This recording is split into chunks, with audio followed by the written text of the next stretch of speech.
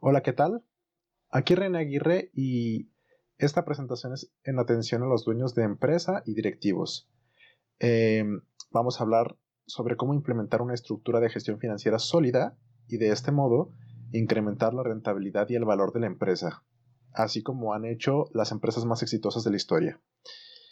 De manera introductoria también me gustaría mencionar que al finalizar esta sesión voy a estar hablando sobre cómo cómo puedes conseguir un diagnóstico financiero estratégico de manera gratuita.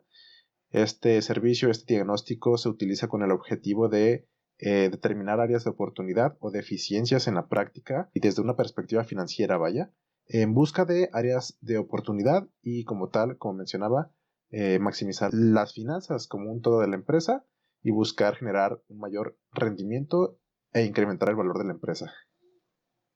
Vamos empezando entonces y vamos a hablar sobre qué tienen en común estas empresas. Tenemos dos grupos de empresas, por un lado empresas mexicanas y por el otro empresas populares americanas.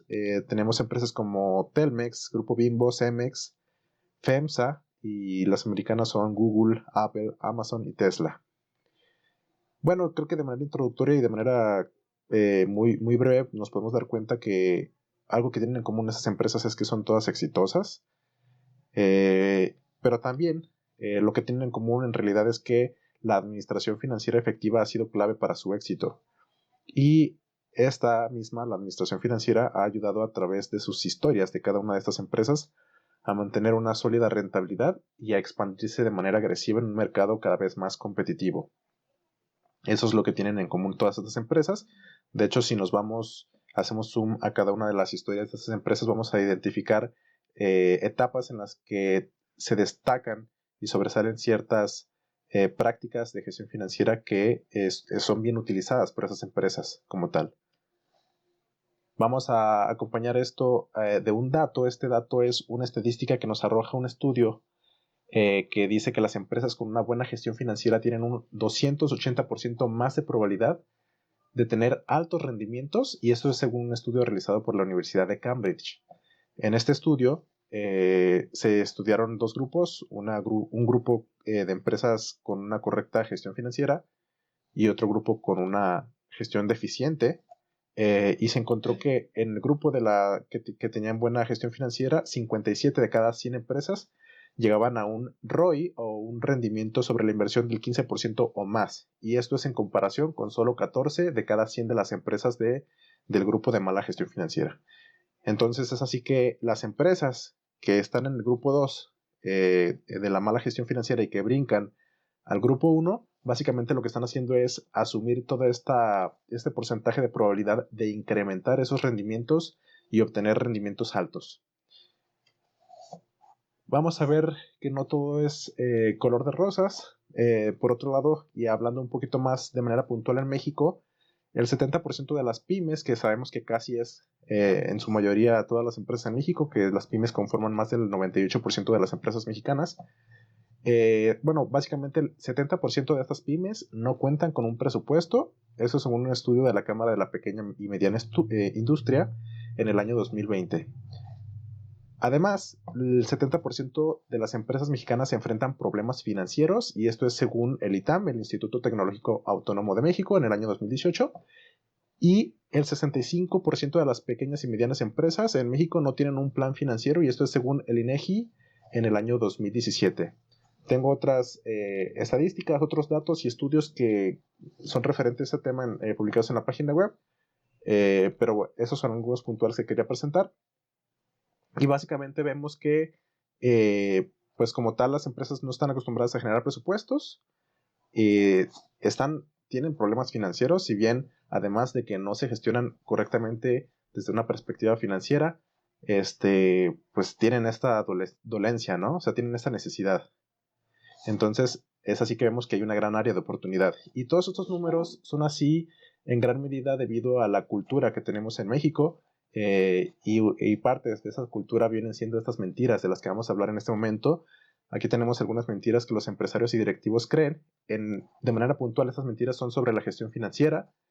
Y vemos, por ejemplo, mentiras como: solo necesito un plan financiero a largo plazo, mis finanzas son demasiado complicadas para entenderlas, una contabilidad o administración financiera profesionales no me harán ganar más dinero. Y bueno, todas estas mentiras las contrastamos con este dato nada más y vemos que, por ejemplo, claro que una gestión financiera sí nos va a hacer ganar más dinero. Las finanzas, si se entienden y se analizan, se toman mejores decisiones en base a datos, se puede maximizar a partir de la misma premisa de la gestión financiera.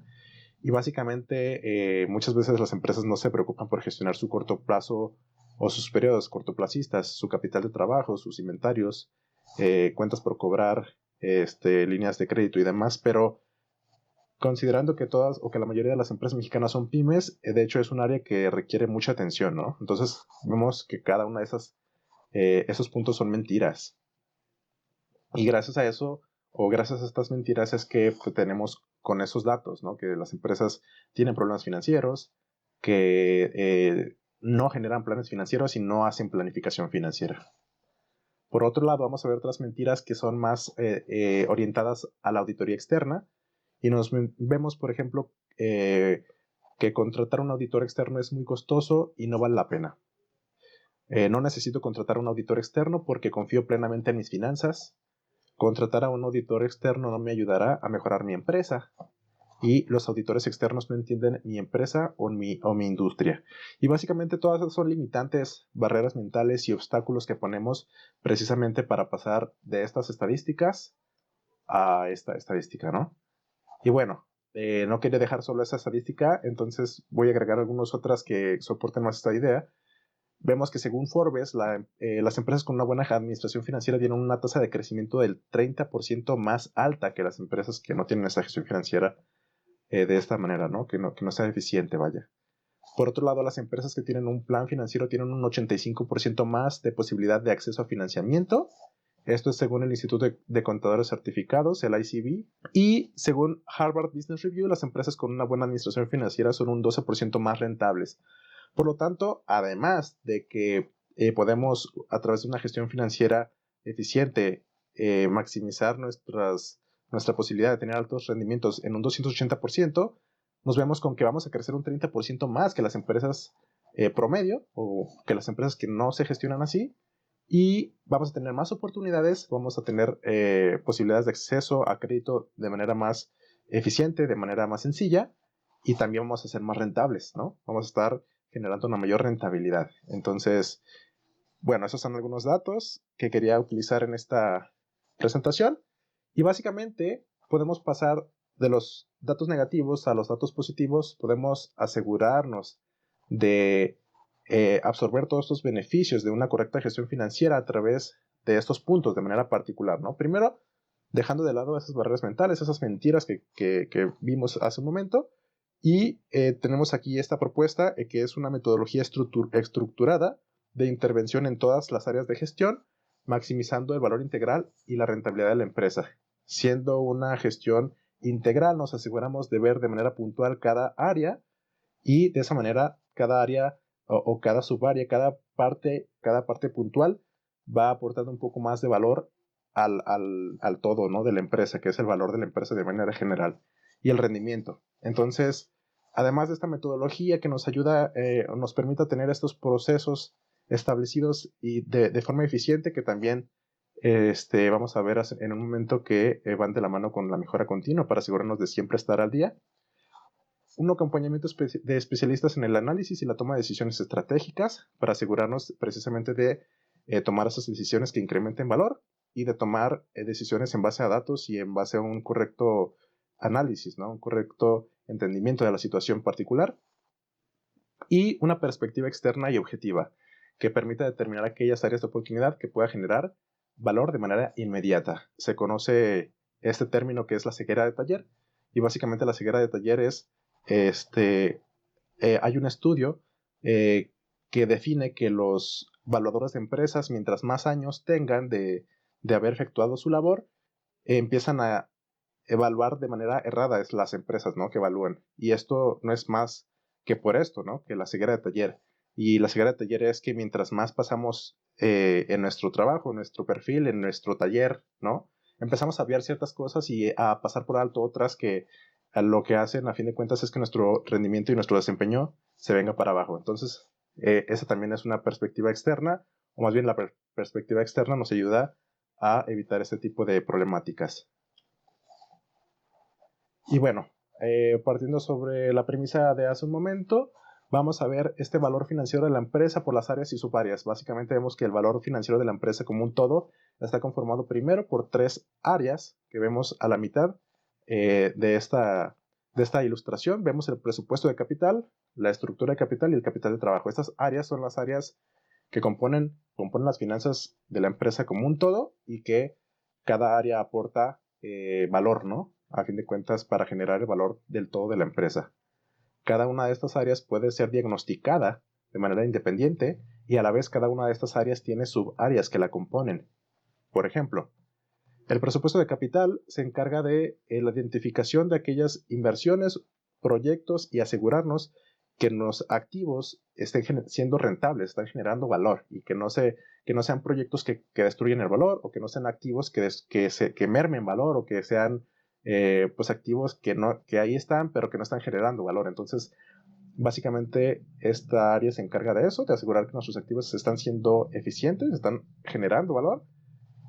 La estructura de capital se encarga de encontrar esas fuentes de capital con un menor costo para precisamente, mientras menor sea el costo del capital, generar un mayor rendimiento y a la vez un valor financiero más grande. Y el capital de trabajo se encarga de la gestión de las finanzas a un corto plazo, pues a su periodo más cortoplacista, por así decirlo. Por ejemplo, hablando de el manejo de efectivo, inventarios, cuentas por cobrar, y básicamente se encarga de gestionar o asegurarnos de tener a la mano todos esos insumos necesarios para la operación y evitar que la operación se estanque por falta de ellos o, por el otro lado, evitar tener demasiada inversión cuando no se requiere, ¿no? Que a fin de cuentas es una inversión ociosa y genera una pérdida de valor. Entonces, esas son las 3 áreas y vemos que cada área tiene subáreas, ¿no? Que las componen. Por ejemplo, en el capital de trabajo vemos políticas de crédito y administración de efectivo, que claramente forman parte del capital de trabajo. En la estructura de capital vemos la beta de riesgo, que se encarga de identificar ese riesgo de los proyectos y las empresas, y el costo de capital, que son 2 prácticas distintas y básicamente cada subárea tiene diferentes particularidades, diferentes matices, fórmulas, entendimientos y bueno, aquí es donde necesitamos el experto precisamente que nos ayude a comprender cada una de estas subáreas y estas herramientas que van a generar una mejora en todas esas áreas con el fin de generar un incremento en el valor financiero de la empresa y de la rentabilidad. Y para terminar este slide, el presupuesto de capital está conformado de costos de operación, costos de oportunidad, perdón. Básicamente, si vamos a utilizar un edificio en un proyecto, esa acción está corriendo el costo de oportunidad de haber podido utilizar ese proyecto, ese edificio, en otro proyecto que a lo mejor sería más rentable, ¿no? Entonces, se tiene que tomar en consideración ese costo de oportunidad y también el tema de la proyección de los flujos de efectivo, que no es cosa sencilla. Y bueno, aquí está plasmado. Me interesa, como comentaba, cada área tiene más subáreas. Aquí solamente presento 2, pero el objetivo de este slide es dar a entender la metodología. Entonces, imaginémonos que cada una de estas áreas tiene más subáreas, ¿no? Abajo hay muchos más puntos, pero lo que busco es que se entienda el cómo es que esta metodología integral funciona, vaya. Ahora vamos a ver la relación entre las áreas que analizan el diagnóstico y las herramientas que las eficientan. Vemos, por ejemplo, que el diagnóstico puede decirnos cómo funciona o cuál es la situación de las áreas. Aquí están las 3 áreas que vimos hace un momento y cada área tiene una herramienta que la optimiza, vaya, que la eficienta. La estructura de capital, por ejemplo, de manera similar a como vimos en el slide pasado, vemos que es optimizada por la planeación fiscal. Por ejemplo, el presupuesto de capital por el valor presente neto y la tasa interna de retorno, que son el BPNI y TIR, que están del lado derecho, y el capital de trabajo por las políticas de efectivo. Si hacemos zoom, aquí vemos que están las 3 áreas y podemos hacer zoom al capital de trabajo para ver que adentro del capital de trabajo hay otras subáreas, ¿no? Tal como lo presentamos en el slide pasado. Y si hacemos zoom, vamos a ver que estas son algunas subáreas del capital de trabajo. Vemos la administración del efectivo, políticas de crédito y administración de inventarios. Cada una de estas subáreas tiene su propia herramienta que la eficienta, que la optimiza. Y vemos, por ejemplo, que en la administración de efectivo, ahí tenemos de manera recomendada una herramienta que se llama flujos en tránsito. Esta herramienta la puse aquí a propósito, precisamente porque es una oferta de valor adicional, ¿no? Que tenemos o que incluye este servicio, que es el tener herramientas a la vanguardia, al día, tener las herramientas más novedosas y apalancadas por tecnologías, inteligencia artificial, machine learning y demás. Flujos en tránsito se refiere a el tiempo que transcurre en tránsito los cheques cuando se hacen pagos. Anteriormente, cuando los pagos eran más propensos a generarse a través de efectivo, de cheques, se tenía que analizar esto, ¿no? Desde una perspectiva financiera para ver qué tan rentable estaba siendo eso, ¿no? O si tendríamos que generar un cambio en las políticas y demás. Entonces, básicamente, esa es una herramienta que actualmente está obsoleta. Sabemos que los sistemas de pago actuales evitan que tengamos que, pues muy poco probable que eso suceda, el tema de pago con cheques. Entonces, esa es una herramienta que se puede decir que está obsoleta. Entonces, bueno, lo pongo como ejemplo y esa es la que corresponde a la administración del efectivo. En la segunda subárea que tenemos aquí es políticas de crédito y vemos inversión en cuentas por cobrar. Básicamente que si vamos a aperturar líneas de crédito a clientes, ese dinero que estamos dejando de ganar, porque si no hubiéramos aperturado esa línea de crédito nos lo hubieran pagado en efectivo, por así decirlo. Entonces representa una inversión en nuestras cuentas por cobrar y por lo tanto debe de ser evaluada y analizada como si de una inversión se tratase, ¿no? Para determinar si en realidad está generando valor o al contrario está generando una pérdida a nivel financiero. Y la administración de inventarios, vemos el análisis de costos de inventarios. Y bueno, básicamente así es como funciona esto. Son las subáreas que están eficientadas por herramientas. Y abajo hay una leyenda que nos menciona, así como otras áreas de gestión. Es decir, si cambiáramos el área que estamos hablando del capital de trabajo y nos fuéramos, por ejemplo, al presupuesto de capital, el presupuesto de capital tendría subáreas totalmente distintas, ¿no? Además de que aquí estoy proponiendo tres, nuevamente para dar a entender la metodología, sin embargo, son más las áreas de las que estamos, o las áreas que componen el capital de trabajo. Entonces, además de que son más áreas y son más herramientas, obviamente, hay algunas áreas que son gestionadas por múltiples herramientas o herramientas que son, que se cambian una por otra, que son temas más específicos, más puntuales, más técnicos, pero vemos que podemos cambiar, en vez de analizar el capital de trabajo, por ejemplo, la estructura de capital, y por lo tanto cambiar en todas estas subáreas que estamos analizando y también todas las herramientas que van a optimizar y eficientar todas esas subáreas. Por lo tanto, es un modelo muy, muy robusto, muy integral, ¿no? Muy holístico, como tal cual. Y bueno, básicamente la cadena de valor de portes de servicio es esta.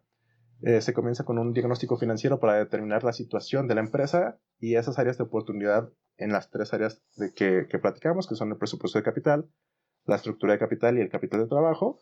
A partir de ahí, este proceso se apalanca con herramientas, como comentaba, novedosas, y abajo vemos algunas otras particularidades o propuestas tecnológicas como Business Intelligence, inteligencia artificial y machine learning, que también nos ayudan mucho a generar análisis de datos más complejos y algunas metodologías un poquito más complejas que nos ayudan precisamente a generar valor desde una perspectiva financiera, ya que se haya hecho esta iteración o este ciclo que se haya pasado a través de cada una de estas fases, se comienza por arriba nuevamente y ahora se incluye el tema de la mejora continua, ¿no?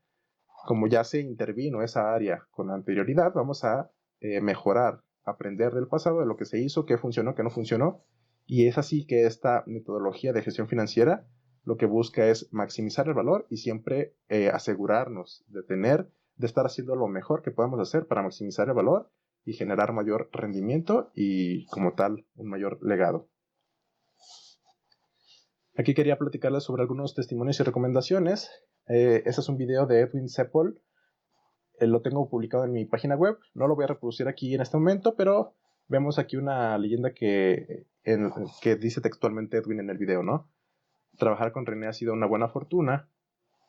también menciona que todas las experiencias que ha tenido, que no son pocas, de colaborar conmigo y tener proyectos junto conmigo han sido exitosas y adecuadas, y que pues me recomienda plenamente, que no dudaría ningún segundo de recomendarme y que seguramente seguiremos creciendo juntos, que creo que así será.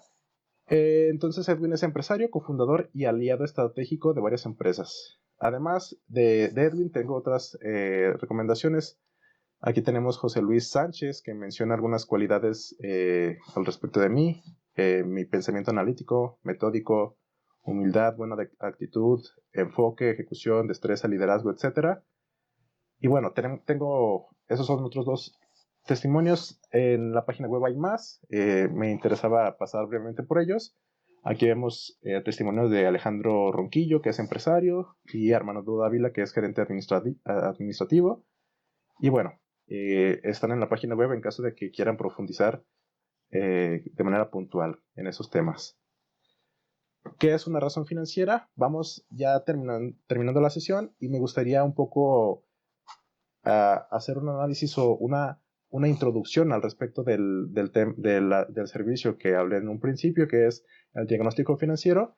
Y vamos a hablar que una razón financiera es un ratio o división de información financiera que aporta información al administrador financiero. Hay muchas razones financieras, todas son distintas y su interpretación en la mayoría de las ocasiones es relativa. Es decir, que la complejidad de la interpretación de las razones financieras llega inclusive hasta la misión y la estrategia de la empresa, ¿no? Entonces, no podemos decir que hay una razón mientras más es mejor o mientras menos es mejor, no. O sea, de hecho depende mucho de la situación en particular de la empresa, como comentaba, de la estrategia, de la misión, de la visión. Entonces, es algo mucho más complicado, ¿no? Es algo que va todavía más para allá. De hecho, una manera de generar un buen diagnóstico de una razón financiera que se presenta en este slide es el tema de utilizar un modelo o una empresa modelo de comparación, como si nos ubicáramos por las estrellas. Vemos las estrellas, sabemos que, y buscamos, o sabemos que el norte está a tal lado de las estrellas, entonces de esa manera buscamos generar una interpretación a partir de un punto de contraste, de una comparación, para saber si estamos bien o estamos mal. Entonces, es así que surge la conveniencia de contrastar los resultados de las razones financieras con una referencia, y aquí se sugieren algunos puntos. Dado que las finanzas, el objetivo principal de la gestión financiera es maximizar el rendimiento y el valor de las empresas, se sugiere que se utilice como punto de comparación, punto de partida, un competidor similar con el mayor ROE de las empresas comparables, empresas que están en el mismo sector, con el mismo riesgos o con el mayor riesgo similar, porque si es una empresa que tiene un riesgo mucho mayor por sus estrategias o está en geografías más riesgosas y distintas, entonces se empieza a alejar un poquito más de la eficiencia, ¿no? De interpretación. Pero bueno, ese es el primer punto, en caso de que contemos con un competidor similar con el mayor ROE y que sea comparable, como mencionaba. Después, se puede comparar con la empresa líder del sector. Imaginemos si estamos tratando de diagnosticar una empresa que vende zapatos o busca el mercado de Nike, por ejemplo. Pues Nike es la empresa líder del sector. Podemos generar esta interpretación, este diagnóstico y compararnos con ellos, ¿no? Sabemos que están bien ellos y de esa manera podemos generar una base para saber si estamos bien, si estamos mal, cómo podemos mejorar y demás. Se puede también comparar con el pasado de la empresa y también depende mucho el tema del rendimiento del pasado, ¿no? Si el rendimiento del pasado es malo, a lo mejor significa que es una empresa modelo o un modelo negativo, o sea, que no queremos estar ahí. Sin embargo, si es bueno, si estábamos mejor antes que ahora y ahorita estamos, nuestros rendimientos son muy bajos, pero en el pasado eran muy altos, significa que a lo mejor antes estábamos haciendo algo bien, ahora no, y sería un buen punto de partida, ¿no? Para generar esas estrategias.